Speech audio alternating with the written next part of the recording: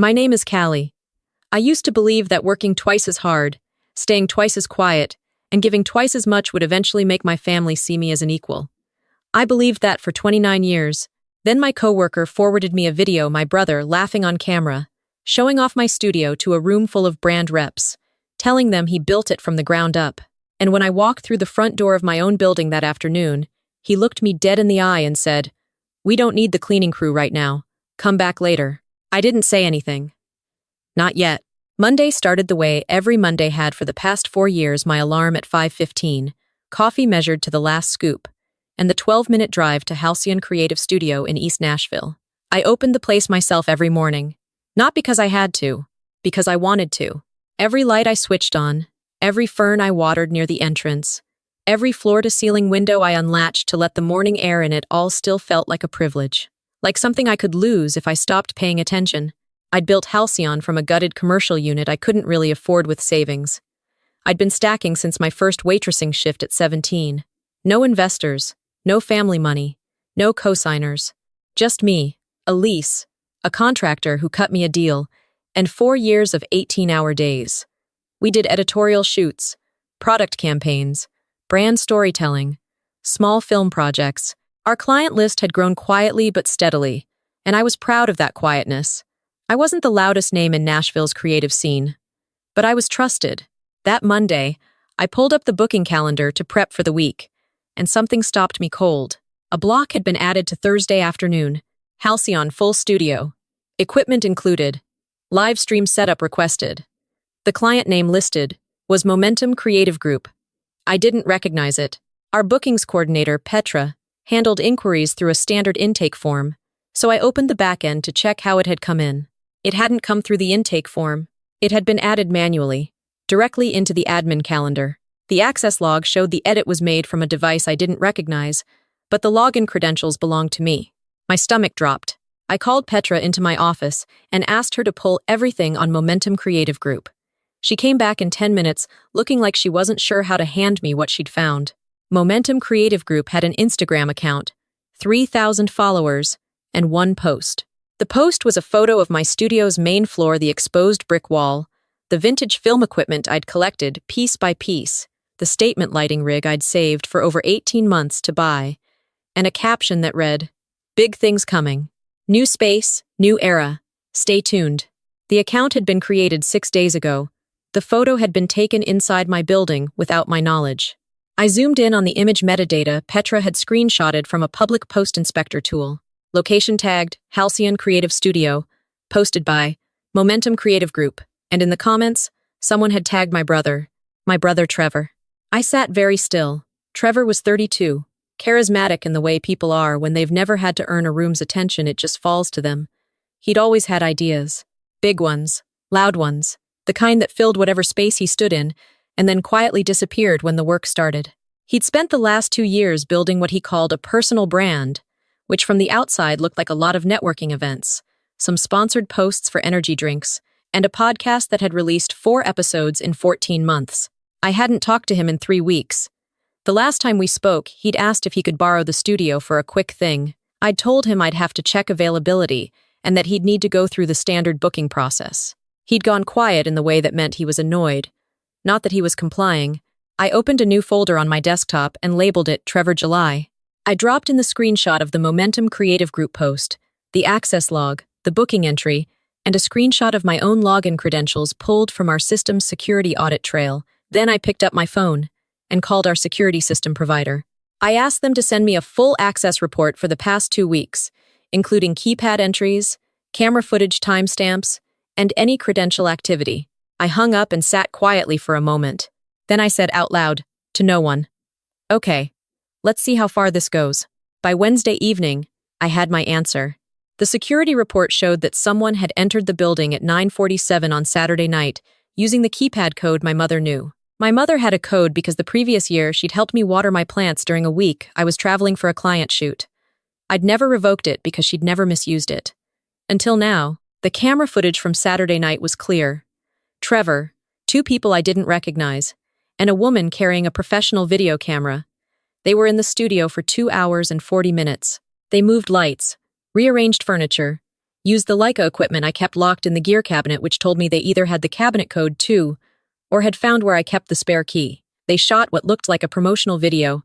Trevor stood in front of my brick wall and talked into the camera like a man who owned everything behind him. I watched the footage on my laptop in my kitchen that night, eating leftover pasta, and I felt something sharpen inside me that wasn't anger exactly. It was something colder, clearer. The specific feeling of being used so precisely that whoever did it assumed you'd never find out. I sent one text to Petra. Can you make sure the Thursday booking stays on the calendar as is? I want to be there. She replied immediately. You got it. Want me to say anything if they call? I replied, nothing. Just confirm. That Thursday, I arrived at Halcyon at 7 in the morning and spent 2 hours doing exactly what I always did.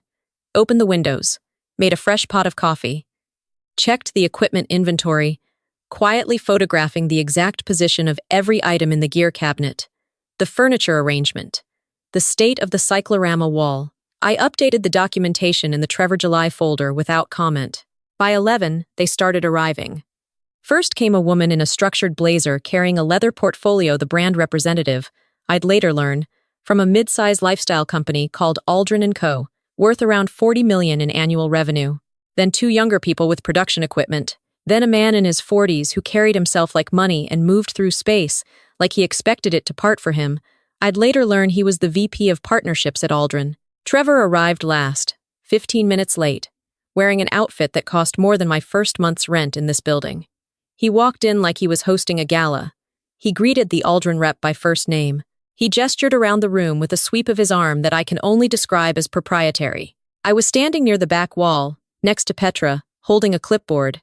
I watched him scan the room. When his eyes landed on me, something flickered behind them, not guilt exactly. Calculation. He didn't break stride, just continued his conversation with the Aldrin rep, and steered her slightly to the left, away from me. I didn't move. A few minutes later, one of the production assistants, a young woman named Dea, who was clearly new to this and nervous, her lanyard still stiff and unworn, approached me with a polite smile and asked if I was the venue contact. Before I could answer, Trevor appeared at her shoulder. She's not part of today, he said, not looking at me directly, his voice smooth and social, and just slightly louder than necessary. She handles maintenance. I'll take it from here. Daya looked between us, uncertain. The VP from Aldrin had turned around. So had the brand representative. I held eye contact with my brother for exactly 3 seconds. Then I smiled not warmly and said, of course. I walked to my office, sat down, and pulled out my phone. The timestamp read 11:22 a.m. I recorded a clear voice memo, narrating exactly what had just occurred. Date, time, quote, witnesses. I dropped it into the folder. Then I opened an email to my attorney and typed, I may need a consultation before the end of the week, flagging a situation at the studio, details to follow. Then I opened a second email, this one to the VP of Aldrin & Co., whose contact information I had because Aldrin & Co. had reached out to Halcyon Creative Studio directly, formally, through our website inquiry form 8 months ago, asking about a potential partnership. I had declined at the time because the timeline hadn't worked, but the correspondence was right there in my inbox. I didn't send that email yet. I just drafted it, saved it, closed the tab. Outside my office door, I could hear Trevor's voice projecting across the studio floor, the easy confidence of someone who had never once considered he might be accountable for any of this. The vision for this space has always been about raw authenticity, he was saying. I wanted something that felt lived in, real, not a rented white box. I pressed the tip of my pen against my notepad and wrote a single sentence. He built nothing. Then I turned to my second monitor, opened the design files for our first renovation phase, and printed the original permit application, the one with my name, my license number, my signature on every page. I stapled it neatly, slid it into a manila envelope, set the envelope on the corner of my desk where I could reach it easily. By 2 in the afternoon, I could hear the tone of the meeting shifting. More questions from the Aldrin team, more polished answers from Trevor. The production equipment had been set up. A full brand partnership presentation was underway, and from what I could piece together listening through the glass, Aldrin was considering featuring Halcyon, or what they believed was Trevor's studio, as the flagship location for a new campaign targeting independent creative professionals. I waited until there was a natural pause. Then I walked out of my office, I crossed the studio floor at a measured pace, and I addressed the VP directly. I introduced myself by my full name and said I was the owner of Halcyon Creative Studio. I said I understood they were here exploring a potential brand partnership and that I'd love to be part of that conversation. The room went very quiet. Trevor's expression didn't change exactly, but something behind his eyes shifted in a way I recognized. The look of someone rapidly recalculating. The VP glanced between us. "I'm sorry you're the owner?" "I am," I said. "I founded Halcyon 4 years ago. I can pull the business registration, the original permits, and our full portfolio if that's helpful." "She's the property manager," Trevor said, his voice still smooth, still social. "She handles operations. I handle the creative direction. We have a structure." "We don't have a structure," I said pleasantly. "We have a family relationship and an unauthorized use of my facility, my equipment, and my login credentials." I turned back to the VP. "I don't say this to disrupt your afternoon. I say it because if you're considering a partnership attached to this space, you deserve to know who actually owns it." I set the manila envelope on the table in front of him. He opened it, read it, passed it to the brand representative, who read it in turn. Daya, the young production assistant, was standing to my left. I caught her eye and gave her the smallest nod. She exhaled slowly, like she'd been holding her breath since 11:20. Trevor pushed back from the table. "This is embarrassing," he said, his composure finally cracking at the edges. "You're doing this in front of clients? In front of people I've been building relationships with for months? You did this," I said quietly. "I'm just standing in my own building." I left the room, not dramatically. I simply walked back to my office, sat down, and waited. 40 minutes later, Petra knocked on my doorframe. Her expression was careful, but her eyes said everything. "The Aldrin team is asking to speak with you." "Just you." I straightened my jacket, picked up a clean portfolio with Halcyon's credentials, and walked back out. The VP of Aldrin & Co. spent 25 minutes with me. He asked about the studio's history, our client base, our equipment, our capacity. He asked what a legitimate partnership would look like. I answered every question clearly and without embellishment. When he asked about my brother, I said only, "That situation is being handled separately. It won't affect our operations." When they left, the brand representative handed me her card and said they'd be in touch by end of week. Trevor was waiting near the exit. His posture had changed, the confident ease replaced by something tighter, more angular. He waited until the Aldrin team's car pulled out of the lot before he turned to me. "You humiliated me," he said. "You entered my building without permission," I said. "You used my equipment, my space, and my credentials to impersonate a business owner to a $40 million company. You told their team I was the cleaning crew." I said maintenance. "I know what you said." He looked at me for a long moment. Then, with the kind of contempt that only comes from someone who has never once believed you were their equal, he said, "You were always like this. You get one nice thing and you guard it like it's the only thing you'll ever have. That's not ambition, Callie. That's scarcity mentality. I was trying to leverage this for both of us." "You didn't ask me," I said. "You never ask. You take." He left without another word. I stood in the empty studio for a moment. The afternoon light came through the tall windows the way it always did at 4 o'clock, long and golden across the hardwood floor. I had refinished that floor myself, on my hands and knees over a long weekend 2 years ago, because I couldn't afford to hire it out. I walked back to my office and opened my laptop. The folder Trevor July had grown. I added the voice memo from the morning, a written account of the afternoon's events with timestamps, and a note about the Aldrin meeting. Then I opened my email and sent the draft to the VP of Aldrin, thanking him for his time and attaching Halcyon's full press kit, client testimonials, and a one-page overview of our partnership model. I forwarded everything in the folder to my attorney with a subject line. Documentation re. Unauthorized access and misrepresentation ready for review when you are. Then I sat back and looked at the wall across from my desk, where I'd hung my first published editorial credit, a small-run print magazine, 200 copies, my name in the masthead. I'd framed it with a $10 frame from the drugstore. It had been on that wall since day one. I hadn't put it there to remind myself of where I'd been. I'd put it there to remember that no one else put me here. That weekend, the call I was half expecting came from my mother. She didn't start with hello. She started with, "I heard what you did to your brother." I poured a glass of water and leaned against the kitchen counter. I didn't interrupt. She told me Trevor was devastated. She told me the Aldrin partnership was something he'd been working toward for months. She told me I didn't understand the kind of pressure he was under, trying to build something without the resources I had. And then she said the thing she always said, in some version or another. You've always had it easier, Callie. You just don't see it. I thought about the 2 jobs I'd worked through college. The car I drove for 6 years with a cracked windshield because I couldn't justify the repair. The studio I'd built with a business plan I'd written and rewritten 12 times before a single bank would look at it. The years I'd eaten dinner at my desk and declined invitations and said no to things that would have been wonderful because the work had to come first. I have to go, I said. I'll talk to you when you're ready to have a different conversation. She hung up before I did. I opened my journal, not the one I used for business notes. The other one, the one I'd kept since I was 22 when a therapist told me I needed somewhere to put the things I couldn't say out loud, and I wrote, "The hardest thing about being the one who built something is that the people who didn't build it still feel entitled to it. That's not love. That's entitlement wearing love's clothes." I closed the journal, made another cup of tea, and went to bed at a reasonable hour for the first time in weeks. On Tuesday of the following week, my phone buzzed with a news alert. I hadn't set any alerts, but a contact had tagged me in a post a small creative industry blog that covered Nashville's independent scene had published a piece titled, "Who Really Owns Halcyon? The Brand Deal That Went Sideways." Someone had been talking. I had a suspicion it was Daya, who had approached Petra after the meeting and asked some very careful questions about the studio's history. The article was measured.